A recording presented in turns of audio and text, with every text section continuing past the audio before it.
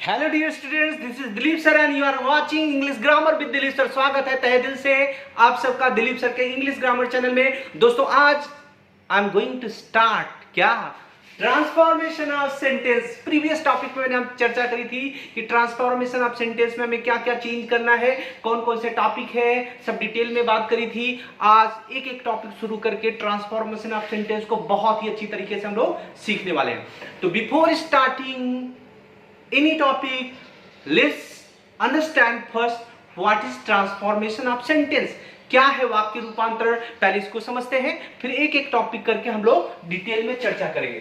तो बच्चों लिखा है ट्रांसफॉर्मेशन ऑफ सेंटेंस, वाक्य रूपांतरण। क्या है वाक्य रूपांतरण? ट्रांसफॉर्मेशन ऑफ सेंटेंस बच्चों एक थीम वाले वाक्य को दूसरे थीम वाले वाक्य में बदलना, एक प्रकार के वाक्य को दूसरे प्रकार के वाक्य में बदलना, लेकिन अर्थ नहीं बदलना चाहिए और सेंटेंस का टेंस भी नहीं बदलना चाहिए। ट्रांसफॉर्मेशन ऑफ सेंटेंस के बच्चों दो स्पेशल रूल हैं। कितने रूल है बच्चों? दो स्पेशल रूल। क्या क्या रूल्स हैं? पहला तो खास है, पहला रूल्स है विशेष रूल्स, आप समझो स्पेशल रूल कि ट्रांसफॉर्मेशन ऑफ सेंटेंस में पहला जरूरी बात है कि no change in meaning. No change in meaning यानी वाक्य का मीनिंग नहीं बदलना चाहिए, वाक्य का अर्थ नहीं बदलना चाहिए। Rule number 2, no change in tense. No change in tense. दूसरी बात क्या है बच्चों? वाक्य का टेंस भी नहीं बदलना चाहिए। न तो वाक्य का अर्थ बदलना चाहिए, मीनिंग बदलना चाहिए, न ही वाक्य का टेंस बदलना होगा। और अगर ऐसा हुआ कि आपने एक थीम वाले सेंटेंस को दूसरे थीम वाले सेंटेंस में बदला और उसका मीनिंग बदल गया या उसका टेंस बदल गया, तो बच्चों आपका सेंटेंस हो सकता है रॉन्ग, हो सकता है गलत, लेकिन हम नहीं होने देंगे आपका सेंटेंस रॉन्ग। आपको मिलेंगे पूरे मार्क्स। तो वीडियो को बच्चों अंत तक देखो, लाइक कर दो, सब्सक्राइब कर लो, अगर नए हो तो चैनल को दोस्तों में भी शेयर कर दो और stay tuned with Dilip sir English grammar. चलो बच्चों ध्यान देते हैं। तो हमने समझा कि ट्रांसफॉर्मेशन ऑफ सेंटेंस में एक थीम वाले वाक्य को दूसरे थीम वाले वाक्य में बदलना है without changing the tense and without changing the meaning. Let's see one example. देखो, as soon as the teacher entered the class, the students stood up.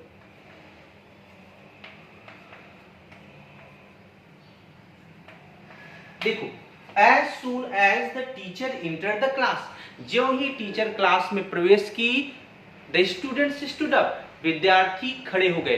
ज्यों ही टीचर क्लास में प्रवेश की त्यों ही विद्यार्थी क्या हो गए? खड़े हो गए।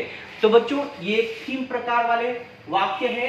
एक प्रकार का वाक्य है कि as soon as the teacher entered the class, the students stood up, ज्यों ही टीचर क्लास में प्रवेश की त्यों ही बच्चे खड़े हो गए। अब यहाँ पर कुछ भी लिखा रह सकता है चेंज करने के लिए, जैसे लिखा कुछ भी नहीं मतलब जिसमें चेंज करना होता है।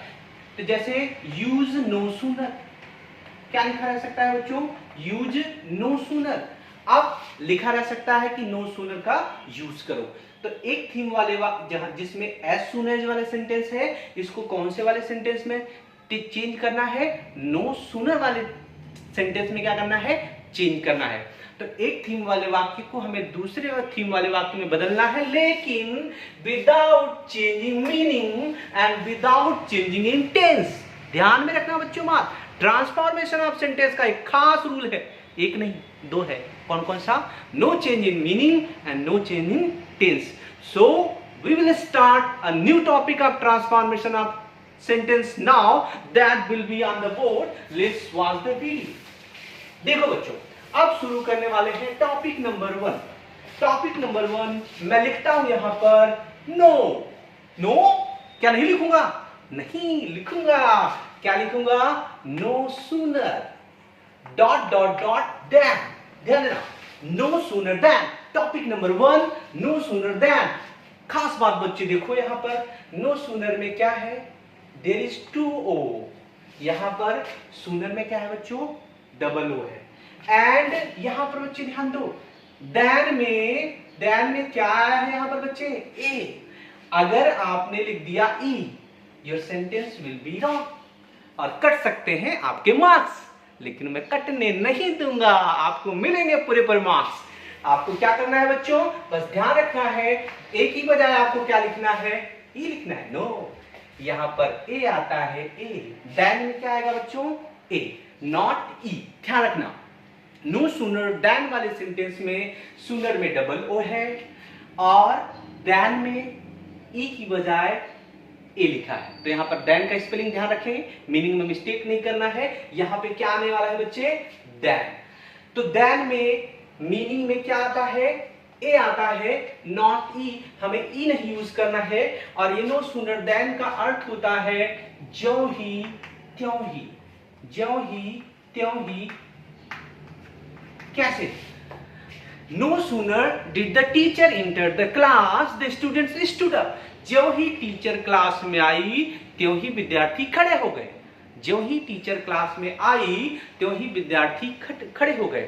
यानी एक घटना के पूरे होते ही तुरंत दूसरी घटना हो जाती है, यह दर्शाने के लिए सेंटेंस में नो सूनर देन का यूज होता है। तो कैसे करेंगे no sooner than, no sooner then के लिए है 4 रूल्स। कितने rules, 4 rules. Let's understand the rules. पहला rule, rule number 1, sentence of no sooner, sentence of no sooner,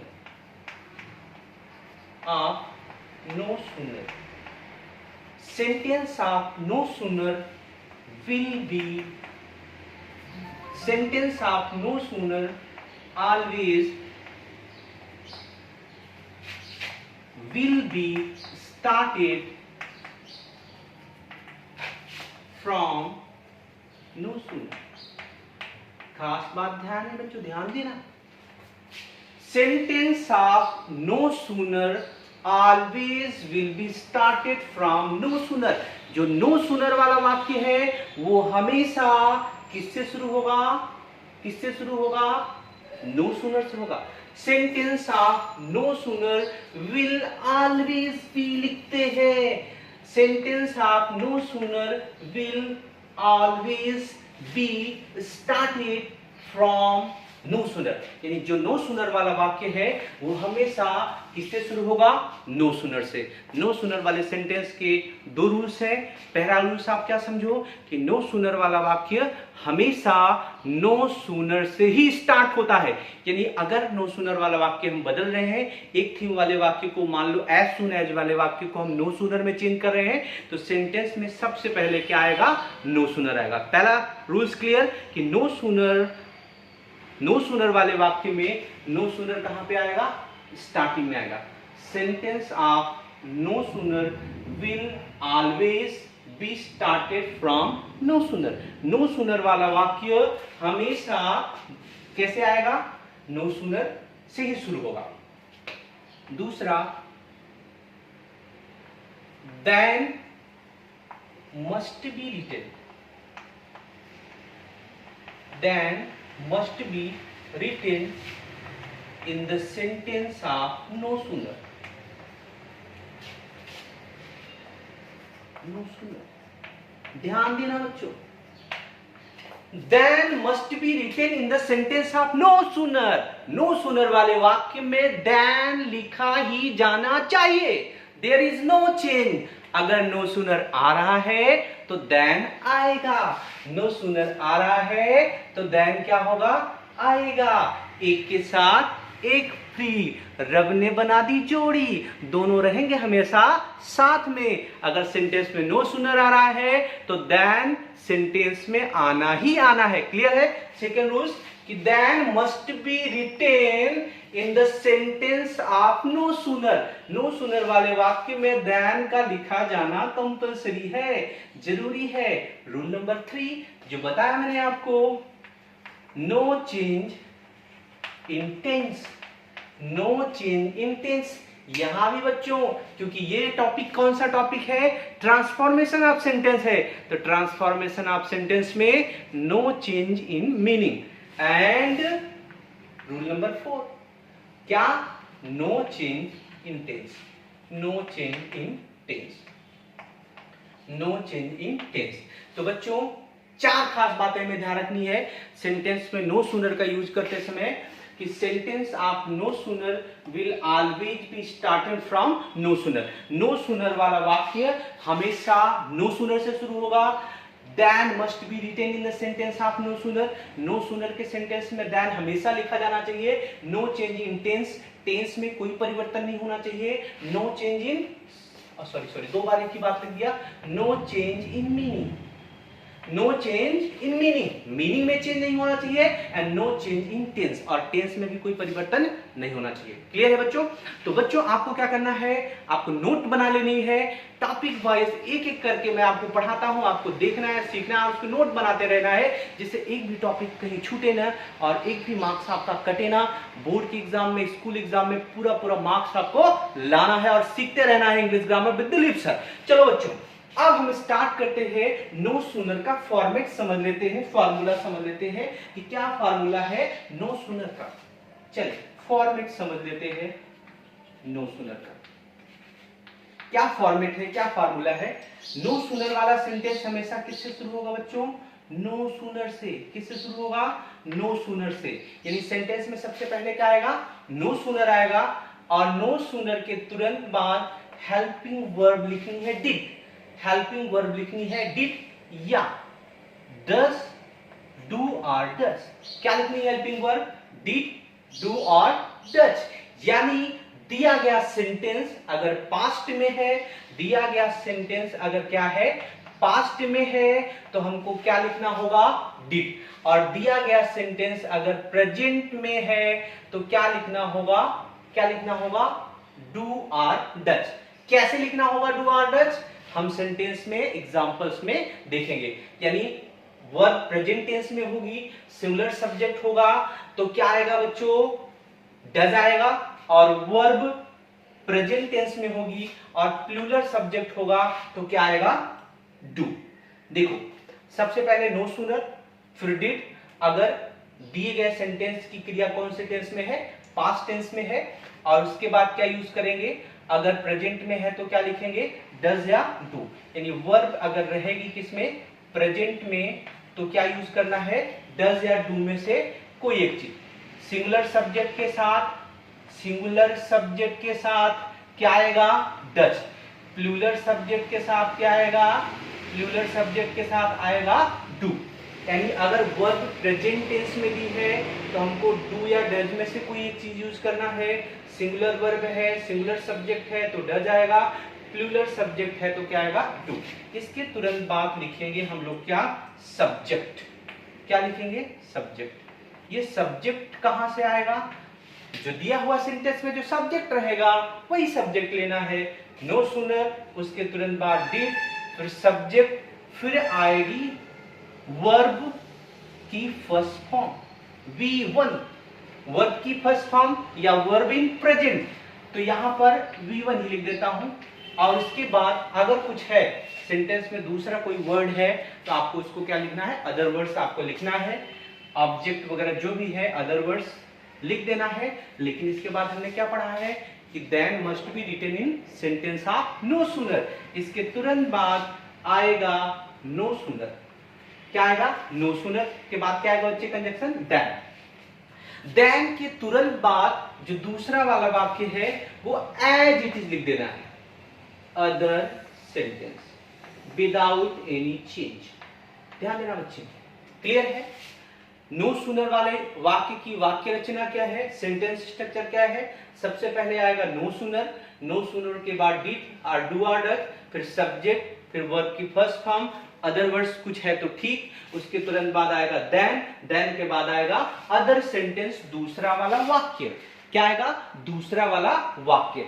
अब बच्चों हम लोग सीखेंगे विद एग्जांपल कि कैसे करने वाले हैं इसको, तो देखते हैं कैसे हम करेंगे। नो सूनर वाले सेंटेंस को कैसे बदलेंगे, ये फॉर्मेट आपने सीख लिया है।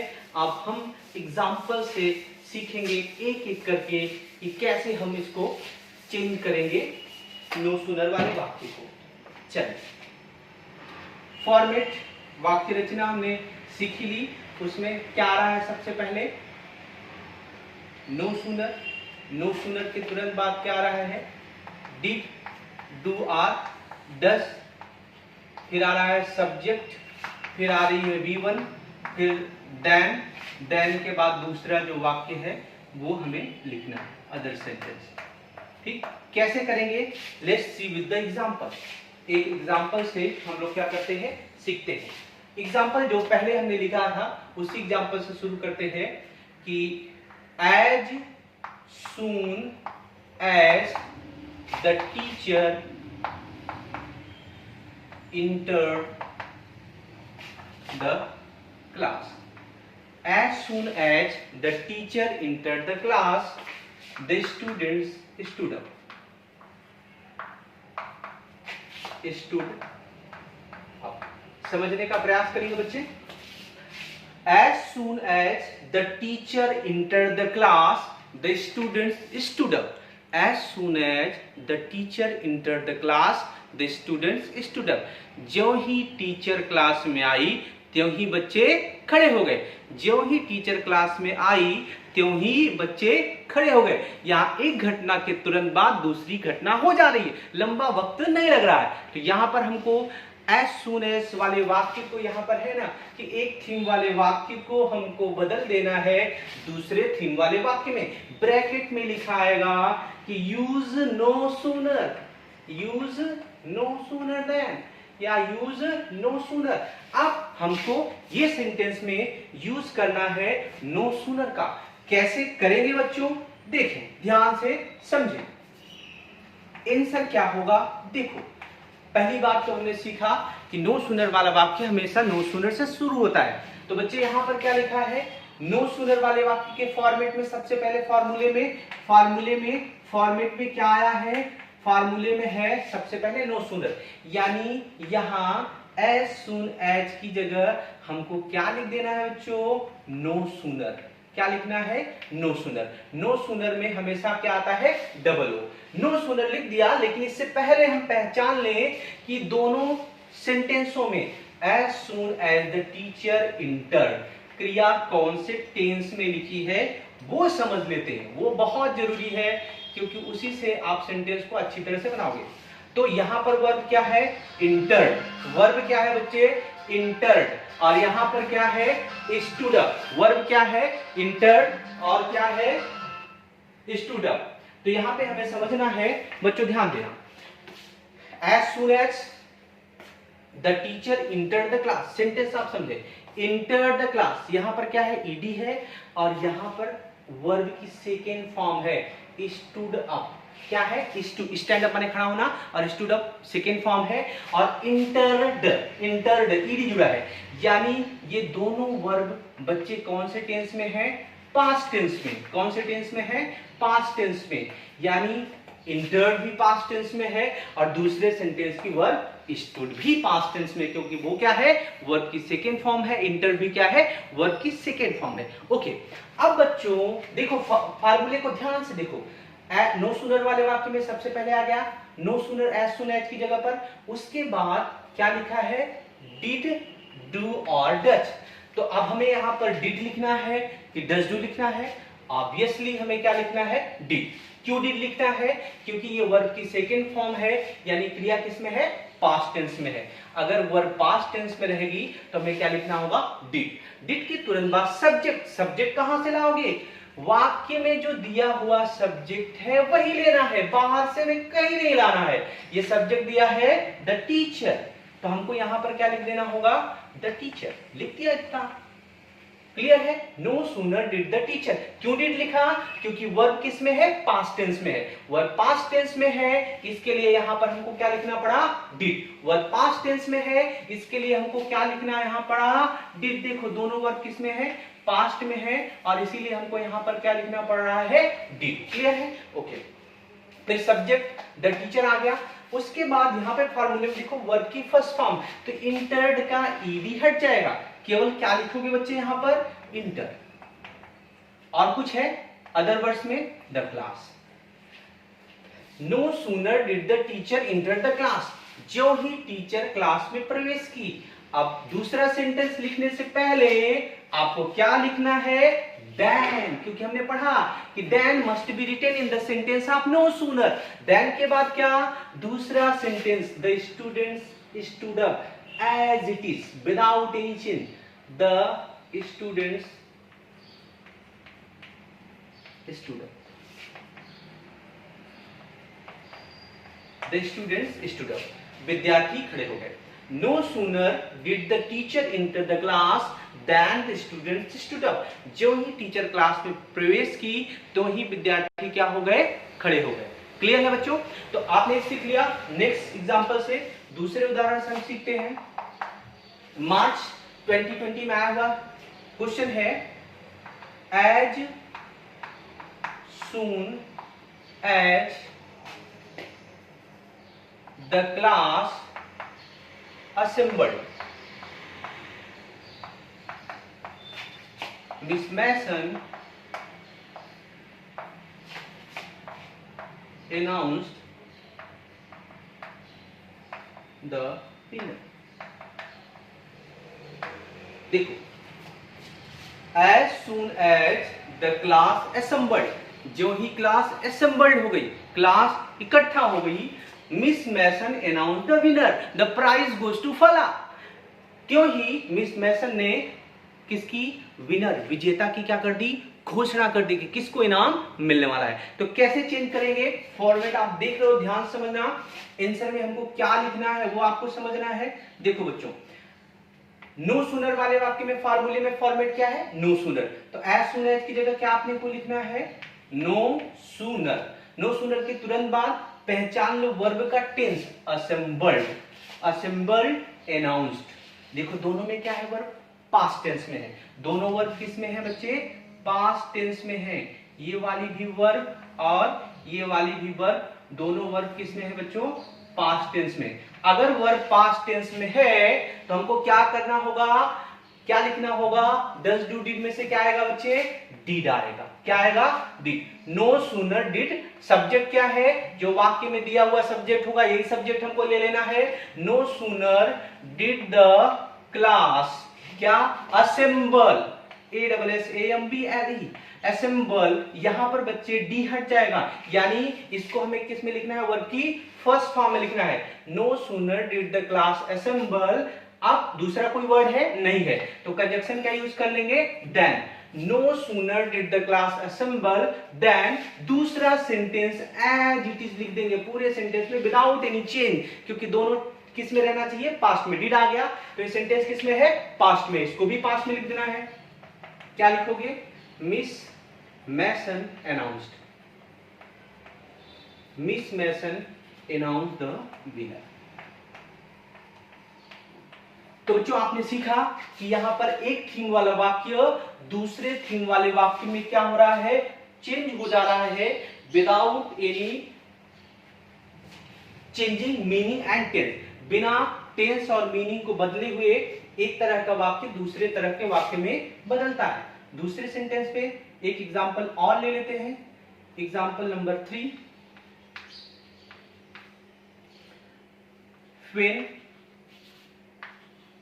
when the peon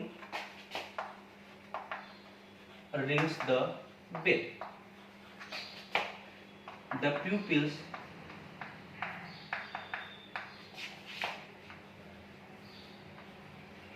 left the class। जब चपरासी घंटी बजाता है शिष्य लोग क्लास छोड़कर चले जाते हैं। जब चपरासी घंटी बजाता है तो शिष्य लोग कहां चले जाते हैं, क्लास छोड़कर चले जाते हैं। तो अब इसको हमें यूज करना है किसका बच्चों, नो सूनर का। कैसे करेंगे यूज, आंसर क्या होगा इसका, ध्यान से समझें और देखें। अब देखो सबसे पहले पेन की जगह हमें क्या यूज करना है बच्चे, नो सूनर।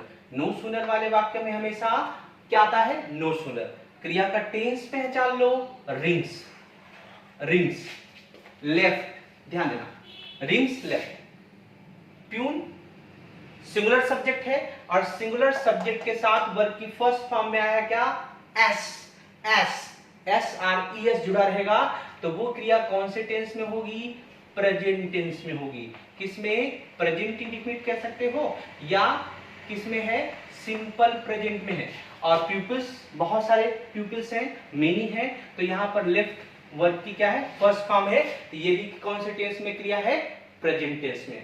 तो जब वर्ब प्रेजेंट टेंस में है तो डिड, डू और डज में से क्या आएगा बच्चों, डिड नहीं आएगा, क्या आएगा, डज या डू में से कोई एक चीज लिखना होगा। कैसे लिखना होगा, according to the given sentence subject, दिए गए वाक्य के कर्ता के हिसाब से।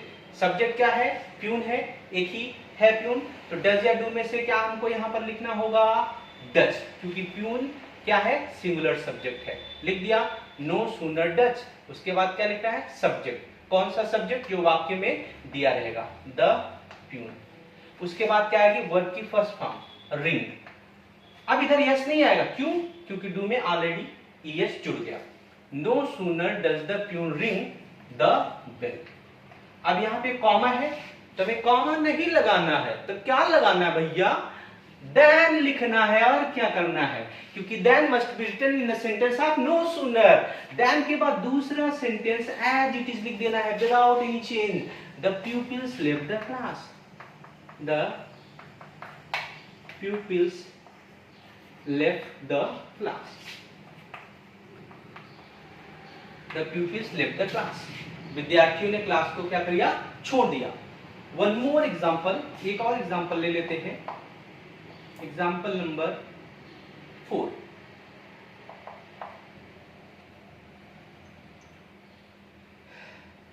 The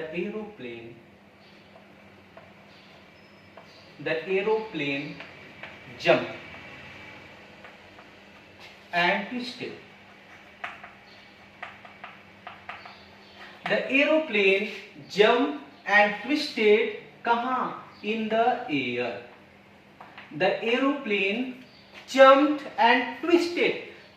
एरोप्लेन ने हवा में जंप किया, छलांग आई, और ट्विस्टेड कैसा हो गया, मुड़ गया, इधर उधर हो गया, गुलाटी मार ली।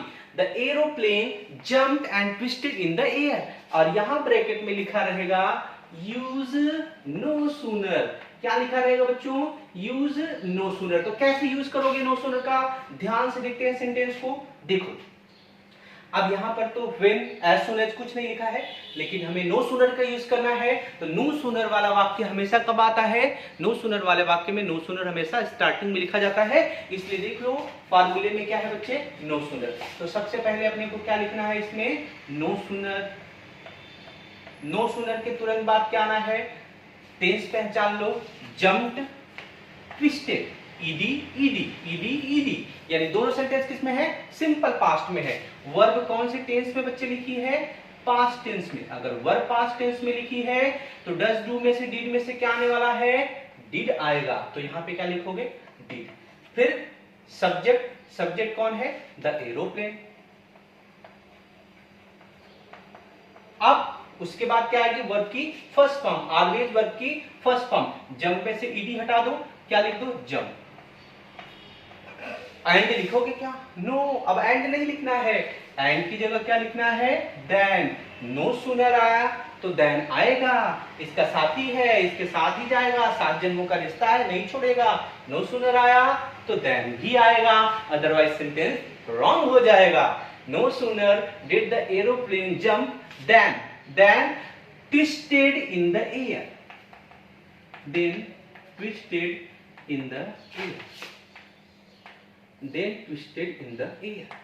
अब बच्चे यहां पे तो सब्जेक्ट लिखा ही नहीं, क्योंकि सेंटेंस में सब्जेक्ट आता है। अच्छा सब्जेक्ट क्या होगा, कौन जंप कर रहा है, एरोप्लेन। हवा में ट्विस्ट कौन ले रहा है, एरोप्लेन। यानी एरोप्लेन मेल है, फीमेल है, या कुछ और है। एरोप्लेन न तो मेल है न तो फीमेल है, ये निर्जीव है। इसके लिए सब्जेक्ट हम क्या लेंगे अपने से, इट, इसके हिसाब से।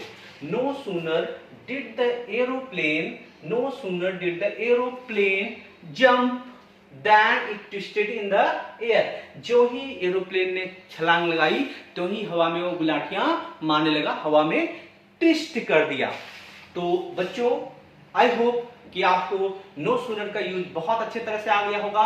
एक दो और एग्जांपल आप घर पे करेंगे, देखेंगे, सीखेंगे। और नेक्स्ट टॉपिक मैं लेकर अगले वीडियो में आ रहा हूं, use to and remove to. इसको घर पे प्रैक्टिस करेंगे, नोट्स बना लेंगे और वीडियो को दिक्कत लगे एक बार दो बार देखें और कहीं कंफ्यूजन हो तो कमेंट बॉक्स में पूछें।